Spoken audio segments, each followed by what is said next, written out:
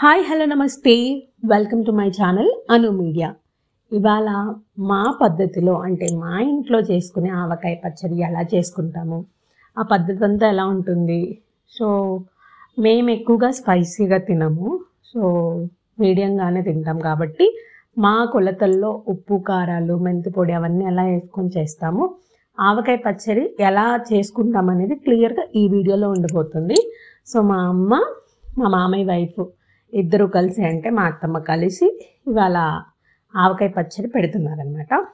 మొదటగా మంచి అంటే పచ్చడికి సరిపడా మామిడికాయలు తీసుకొని వచ్చారు మా మామయ్య మార్కెట్ నుంచి. అవి ఒక టబ్లో వాటర్ పోసి వాటర్లో ఒక 20 minutes వరకు అలా ఉంచారు, ఏదైనా యాసిడ్స్ ఉన్నా అవన్నీ చచ్చిపోవడం కోసం. అది అయిపోయిన తర్వాత నీట్గా వాష్ చేసి ఒక క్లాత్తో తుడిచేసి మా అక్క వాష్ చేస్తుంటే మా అమ్మ తుడిచి పక్కకు పెట్టుకున్నారు. ఆ పక్కకు పెట్టుకున్న కాయల్ని తీసి బాగా ఆరబెడతారనమాట ఒక 1 hour. అంటే ఏ తడి లేకుండా ఆరబెట్టేసి అలా మేము ఇంట్లోనే ముక్కలు కట్ చేసుకున్నాం అనమాట. యూజువల్గా అందరూ ముక్కలు అంత గట్టిగా కొట్టుకోలేరు కాబట్టి బయట మార్కెట్లలో కొట్టిస్తుంటారు, కాయకి ఇంత అని తీసుకుంటూ ఉంటారు మార్కెట్లో. బట్ లాస్ట్ టైం ఈ మామిడికాయలు కొట్టేది అమ్ముతున్నారని చెప్పి మా మామయ్య వాళ్ళు తీసుకోవడం వల్ల అది ఉండిపోయింది కాబట్టి అన్నయ్య కూడా ఉన్నాడు సమయానికి. సో మా అన్నయ్యతో ముక్కలు కొట్టించారు. సో అలా ముక్కలు కట్ చేసుకున్న ముక్కల్లోంచి జీడంతా తీసేస్తున్నారనమాట మా అత్తమ్మను మా అమ్మ ఇద్దరు.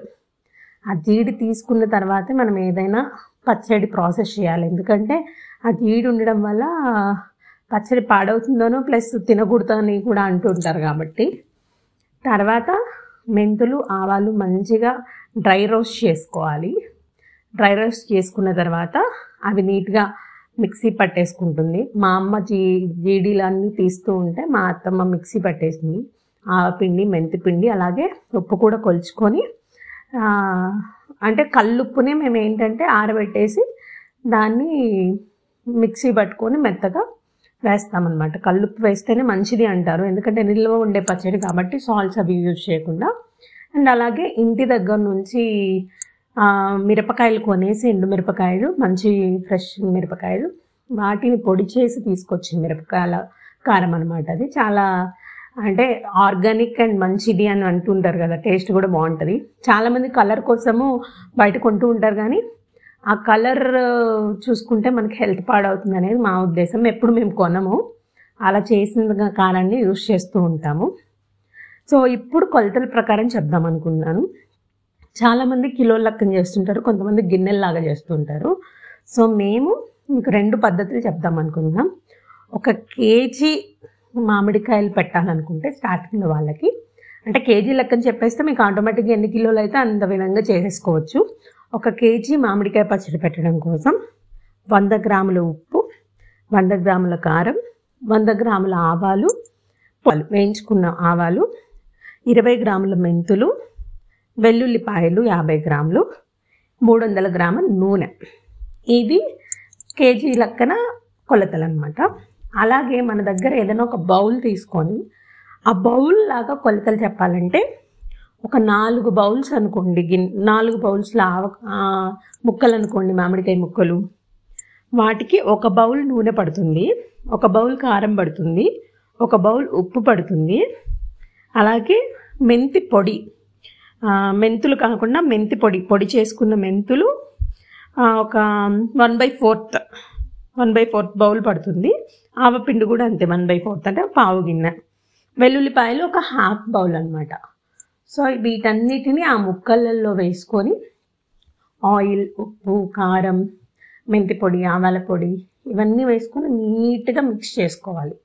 సో మిక్స్ చేసుకున్న తర్వాత అంటే మొత్తం ముక్కకు పట్టాలి కదా కారం, ఉప్పు, మెంతి పొడి అన్నీ ఈక్వల్గా అంతా శుభ్రంగా మిక్స్ చేసుకొని, ఎంత బాగా మిక్స్ చేసుకుంటే మనం 3 daysకి ఆర్ 2 daysకి మళ్ళీ కలగలుపుకుంటాం కదా, అప్పటికి ఆయిల్ అంతా కూడా పైకి వచ్చేస్తుంది అనమాట. చూడడానికి ఆయిల్ సరిపోతుందా అనిపిస్తుంది కలిపినప్పుడు, బట్ 3 days అలా స్టోర్ చేసుకొని పక్కకు పెట్టేసుకున్న తర్వాత ఓపెన్ చేస్తే ఆయిల్ అంతా పైకి వచ్చేసి ఉంటుంది అనమాట. అది కూడా మీకు చూపిస్తాను నేను. సో ఇలా నీట్గా ఇప్పుడు మా అత్తమ్మ వాళ్ళు ఎలా అయితే మిక్స్ చేస్తున్నారో అలా మొత్తం కాయల్ని మిక్స్ చేసుకొని పెట్టుకోవాలి. సో ఈ పచ్చడి అంతా ఒక ఫ్యామిలీకి కాదు, దాదాపు ఒక 4 familiesకి సరిపడా పచ్చడి అనమాట ఇది. 1 ఇయర్ పాటు ఉండాలి కాబట్టి ఒకేసారి పెట్టేసుకుంటా ఉంటే ఎవ్రీ ఇయర్ ఇంతే సమ్మర్లో పెట్టుకున్న రోహిణి కార్తెలో పెట్టాలి అంటారు, ఎందుకంటే ఎండ ఎక్కువగా ఉంటుంది కాబట్టి. సో ఆ టైంలో పెడితే పచ్చడి పాడవకుండా 1 ఇయర్ నిల్వ ఉంటుంది అని.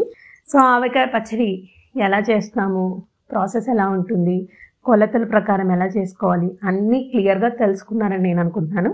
సో మీ స్టైల్లో మీ పద్ధతిలో ఆవకాయ పచ్చడి ఎలా ప్రిపేర్ చేస్తారు, ఈ సంవత్సరం ఎంతమంది రోహిణి కార్తెలో ఆవకాయ పచ్చడి ప్రిపేర్ చేసుకున్నారనేది కామెంట్ చేయండి. అలాగే రోహిణి కార్తె కంటే ముందు పెట్టిన వాళ్ళు కూడా కామెంట్ చేయండి. సో లాస్ట్ ఇయర్ కరెక్ట్ ఈ టైంకి పెట్టాం, మళ్ళీ ఇప్పుడు పెట్టామన్నమాట. సో ఇలా నీట్గా స్టోర్ చేసుకొని శుభ్రంగా ఒక క్లాత్, ఇక్కడ మేము చూపిస్తున్నట్టు ఒక క్లాత్ దానిపైన వేసుకొని నీట్గా టైట్గా, అంటే గాలి పోకుండా టైట్గా కట్టేసి పక్కకు పెట్టేసుకోవాలి.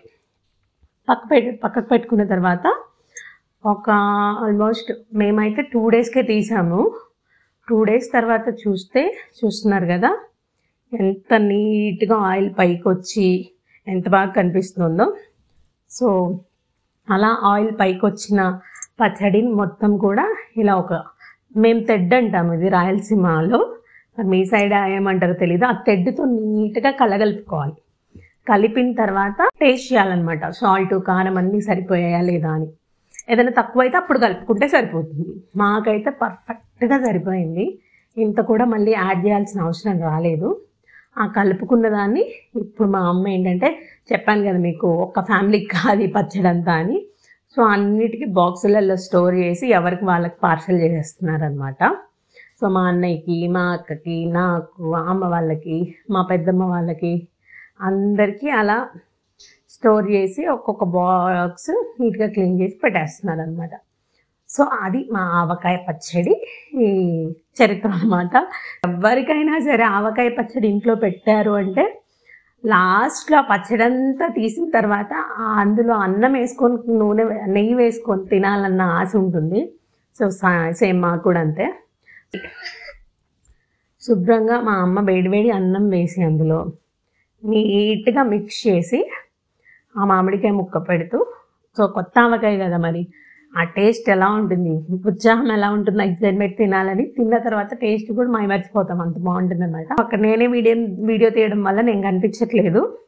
సో శ్రావణి మా మామయ్య కూతురు, లాస్య మా అన్నయ్యకి మా అమ్మ శుభ్రంగా కలిపి ముద్దలు తినిపించింది అనమాట.